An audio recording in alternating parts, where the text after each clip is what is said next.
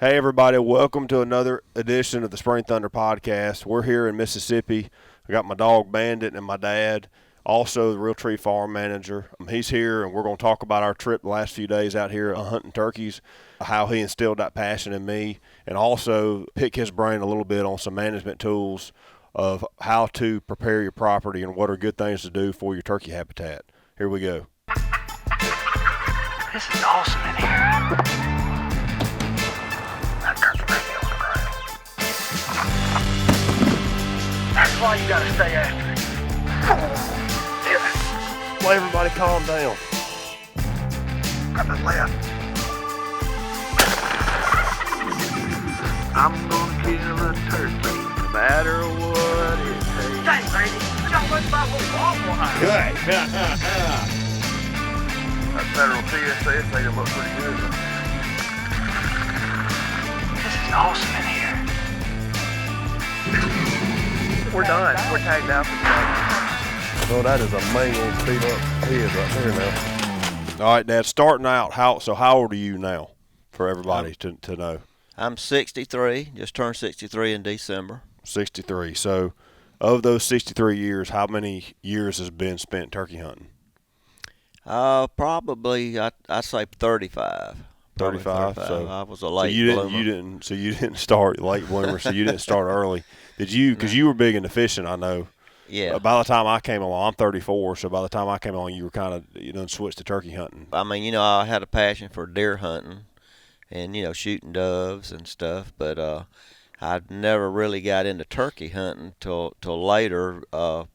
Just because of my bass fishing, in the springtime, I thought I had to be on the lake bass fishing all the time. How many times back then did you hear a turkey gobble from the boat and probably didn't think twice about it?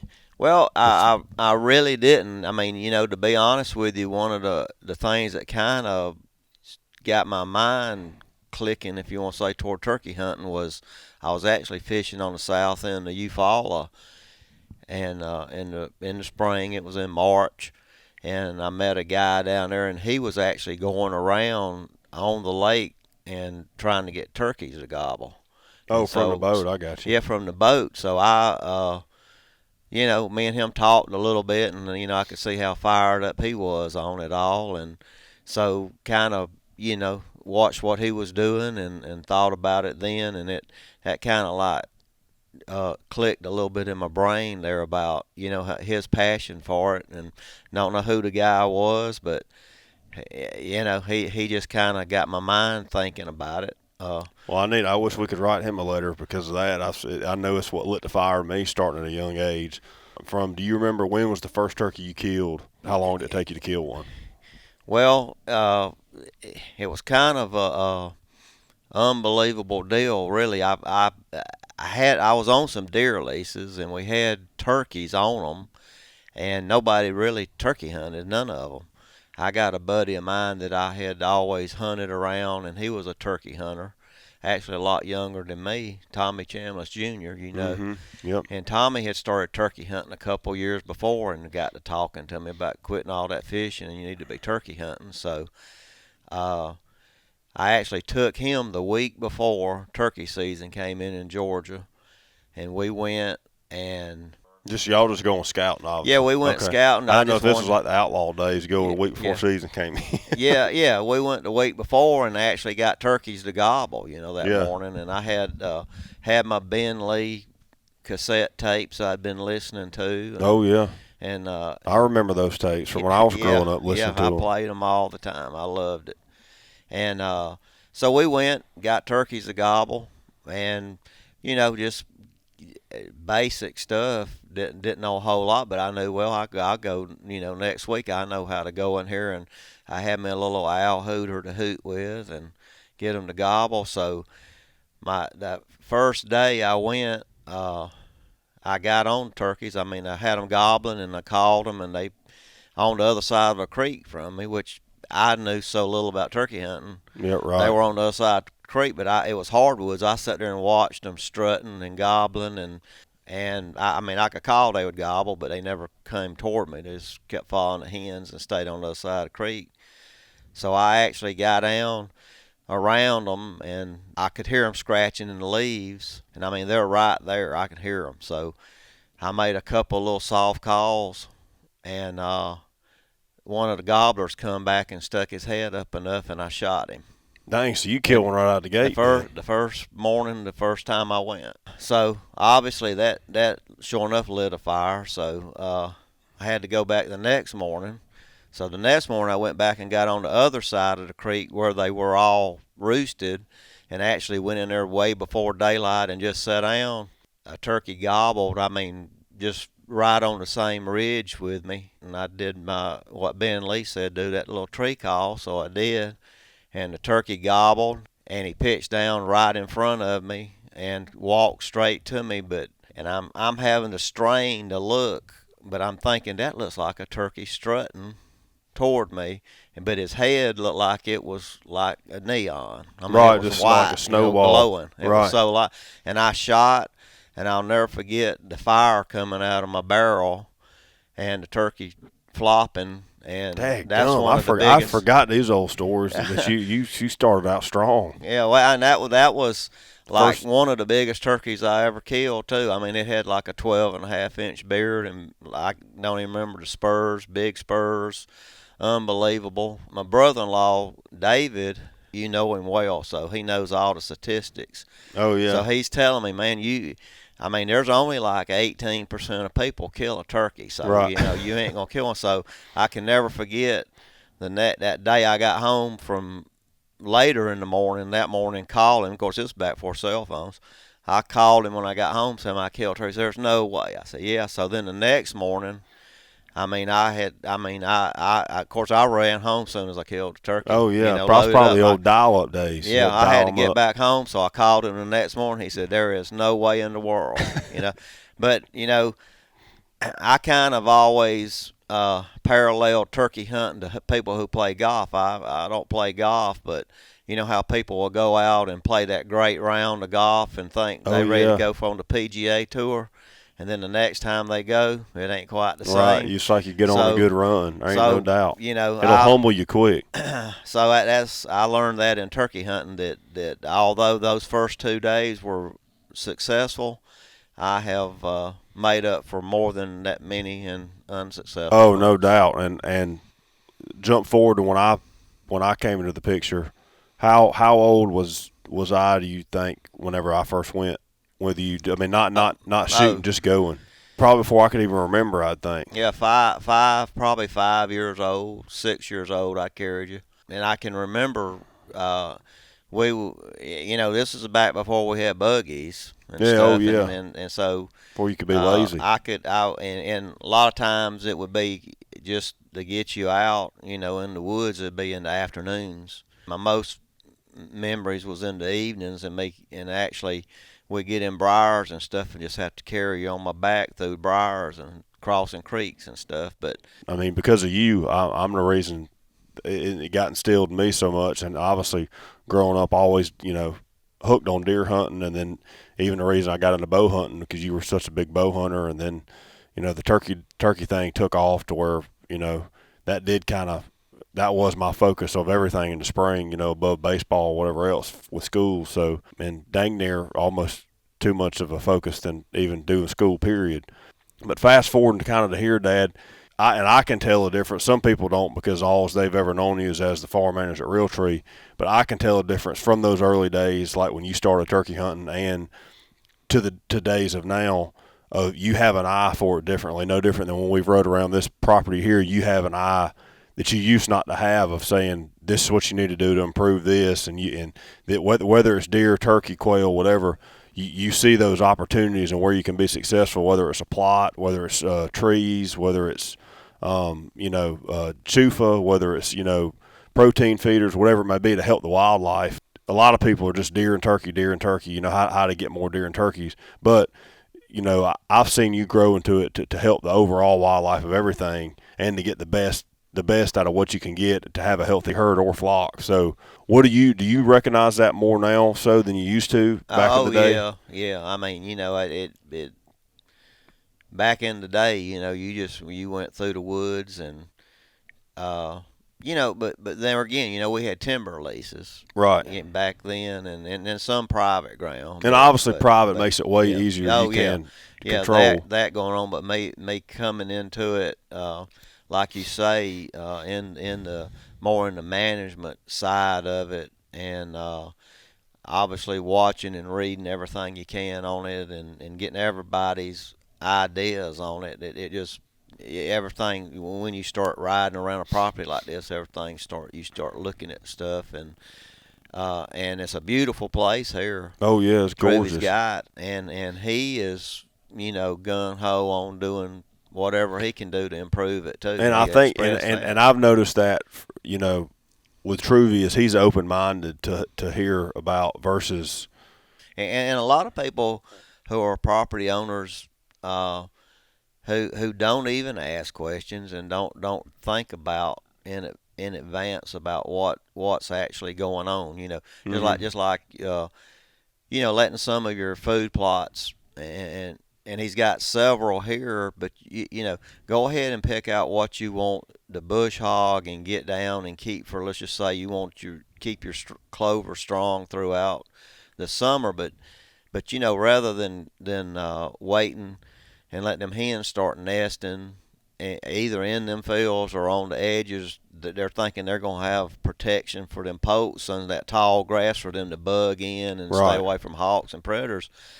They go out there and nest, and then you come in there and you just mow that field out. It looks like a golf course, and that's not what. And you're thinking it looks good. You can ride somebody around selling property. It looks great, but in reality, the reason she's there was for that cover. Exactly. You kind of destroyed the habitat without knowing. So, but when's your cutoff for bush hogging?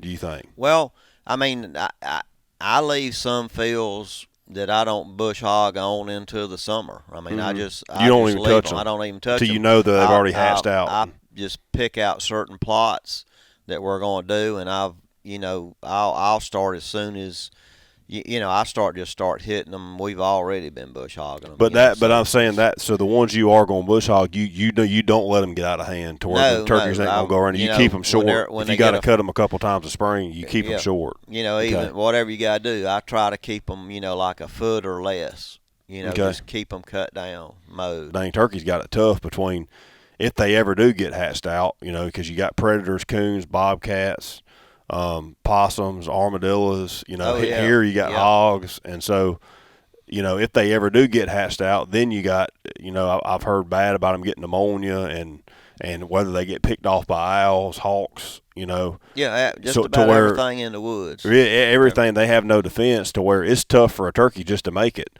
So let alone if we're not doing our part and trying to do everything we can to help them. I just think it goes a long way adding to your turkey population in the long run, and people may not realize that. Yeah. But taking it a step further on drawing in turkeys, what are what's your top three things to do management wise to the land to maintain turkeys? Well, I mean, if you've got the right habitat on for burning is probably one of the greatest tools you can use. Mm-hmm. Just prescribe burning. Yeah, prescribe burning through your pines, and you can do some in hardwoods too, but primarily pines, and that keeps it from getting out of hand too thick, which is probably good for deer cover, but you can section it off and not necessarily burn everything you got. But them turkeys love a burn. It thins it out and makes it a lot more open, but you release all those native grasses and forbs and everything that's out there, and the deer have a lot better, higher quality browse in doing that and rotating it out. So I've heard you always say you do like a checkerboard effect to where you don't burn something every year, to where one year you'll burn it, and then you let it go, and it may be across a logging road right next to it. You'll burn that section. That way you're not, your whole property isn't just completely burnt, and you have nowhere for the deer to bed. The key here is to keep everything in mind whenever you're doing it, to where you're not just managing for one thing, because you can benefit each and play off each, I think, species and still help your whole property. Obviously, if you went overboard trying to go with a turkey habitat, it would diminish some of your deer results, because obviously they like a lot more open ground. Right. But you can still work it out like you're saying, and the probably the key word, what people call is a monoculture, or a monohabitat, I should say, is the straight thing all the way through. Just like if this property here, he's got a great combination of pine, hardwood draws, and bottoms. So which is what you want. Is what you want. You don't want a mono habitat. You don't, because that mono is the same all the way through. So if you don't do anything to make your land any different, that's what you will end up with. Mm-hmm. And so with him doing, he has some cuts. He did some clear cuts and's got it planted in pines, and they're coming on, and so he'll be able to come in and thin them pines and help the browse even more. And I think that's the key. Is just having different stages of everything going on, and deer and turkey both benefit from it. Them hens they need some cover to nest in, to where it can't just be all wide open. Like you said about the grown-up fields and stuff, they got to have some cover because they got to hide their nest. They can't just be in the middle of a big hardwood bottom. Right. And like you're saying, that habitat there is in those areas that were clear cut and replanted.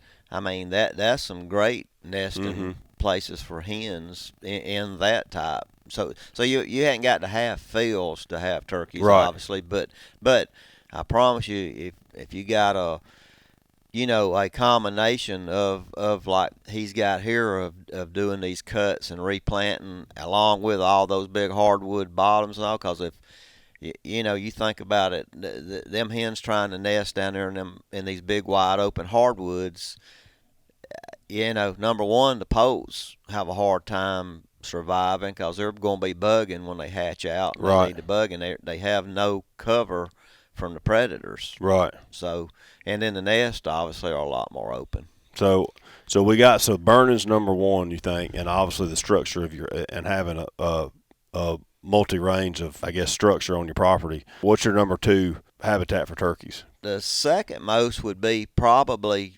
obviously they require food. So if you're able to plant, like we're talking about just now, about letting some of the fields go. Right. Like we'll plant a lot of oats and wheat and some of the grains that we plant along with our clover mixtures. Mm-hmm. They love bugging in clover, don't get me wrong, but also any of those oats and everything, when they get seed heads on them. Right.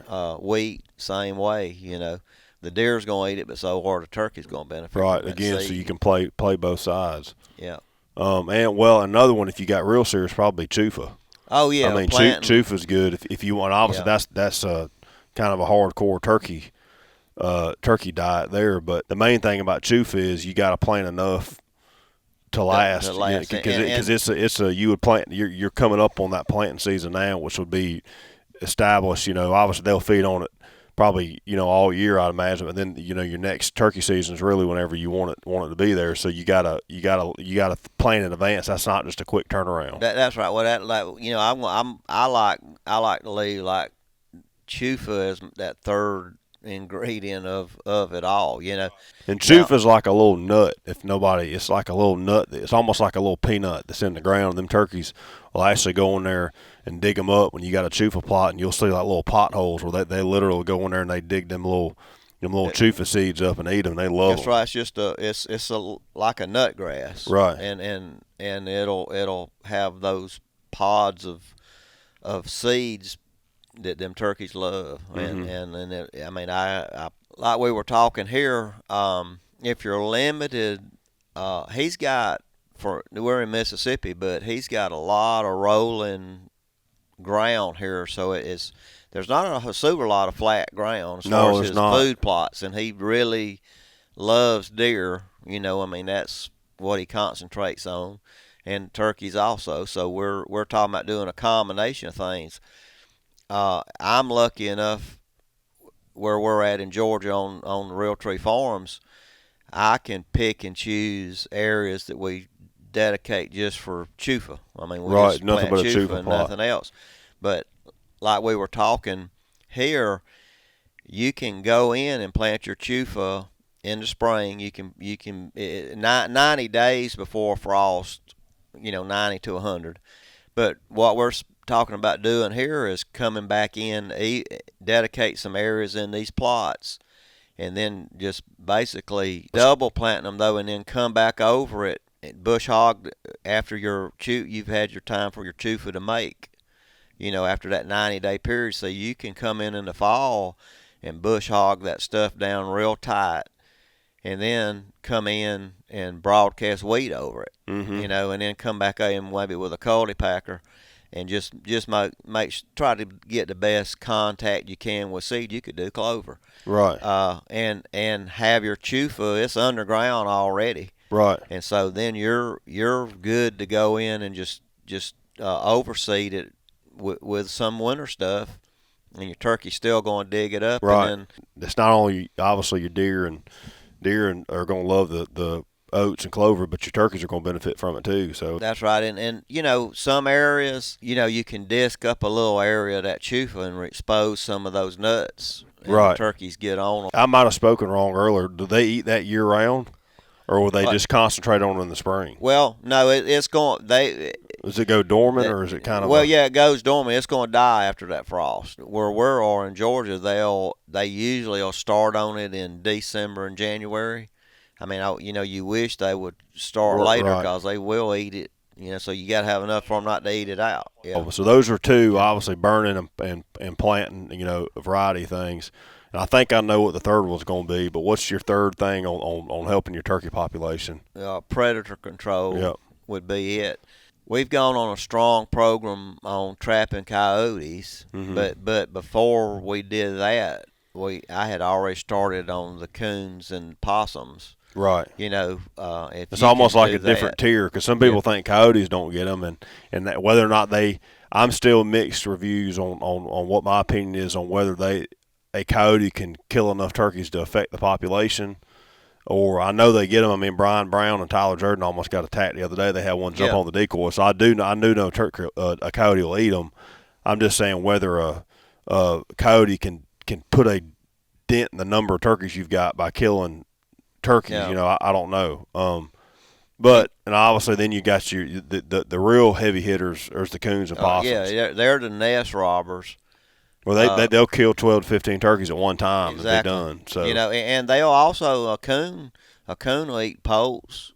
Yeah. After, and I haven't witnessed but I've heard people say that they'll actually kill a hen that's on a nest. It wouldn't surprise me. If she tries to defend the nest, Right. He'll kick a coon pretty mean. So I don't that everybody thinks about. I don't know. Coyote's a hot topic, but number one predator is a coon on a turkey. Just not necessarily because of killing live turkeys, but like you're saying, and obviously, and they take out a whole nest. Obviously, you got your hawks and owls and snakes.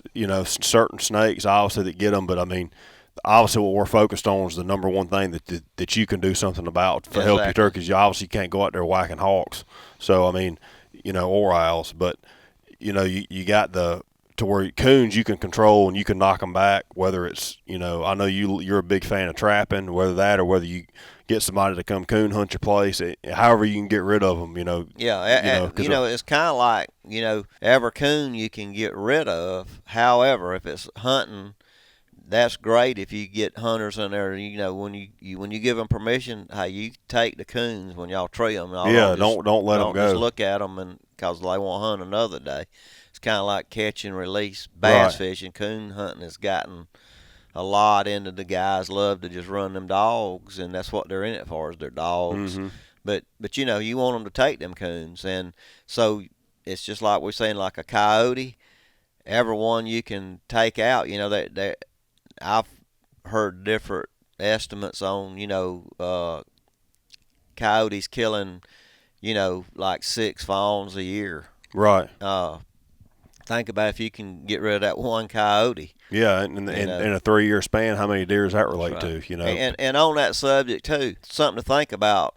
on this when we're talking about cutting these fields. This is my take on it. This is a Roger idea, but go on and cut the whole field. Don't say, hey, I'll just leave this. I'm gonna cut strips in here, and I'll have a place for them turkeys to nest over here in this strip, and they still got some area. But go on and cut that whole field, because the way a coyote hunts, and I'm not sure about coons on their smell, but a scent smell, I know a coyote is gonna go down that cut lane. Right. He gonna go down. He gonna go make it where You're almost he's setting downwind. them up for failure. If you Yeah, he's gonna hunt downwind, and he gonna smell that hen right. that's on that nest. So, it's You're, making it you're almost easier giving them picking. an access point to That's them. right. That's a good yeah. idea. Well, so back to the coons real quick. Obviously, everybody's got to obey your trapping laws out there, but probably is trapping them, you think, that puts the biggest dent in them? Yeah, by far. And you can, again, double dip, and you can try. I know a lot of times if anybody that feeds deer out there, whether it's protein or any kind of feed, you can trap them around them feeders. That's right. And knock them out pretty quick. So, I mean, I think those are, probably three things that could help not only your turkey population, but I think it'll be amazed at those three things that will help your population for your wildlife, in all for on your property, whether it's burning, planting, and predator control. I think it'll pay dividends, and like you said, from back it's amazing how it's gone from back in the early days when you started. You used to never even think about killing coons or what they did to turkey populations, except the more you dive into it, and there's more research since then has been done, does show dividends on what practicing those, kind of practice what you preach, because since y'all started trapping coons however many years ago, the turkey population really took off. That's right. So, I mean, I think it helps. That's just some talk around the shop here. We're about to get back after it and see if we can't knock a turkey down. And, man, it was good. Thank you for coming on the Spring Thunder podcast. It was good hearing some of those early stories, too. That was some good memories. Oh, yeah, no doubt. I mean, I appreciate y'all inviting me over to come run here and turkey hunt and talk about the land a little bit. And well, let's get after it. We had a man bail on us on the podcast here. He didn't find it very interesting. Good morning. Good morning. All right, so we're going to get back after these turkeys. Thank you guys for tuning in.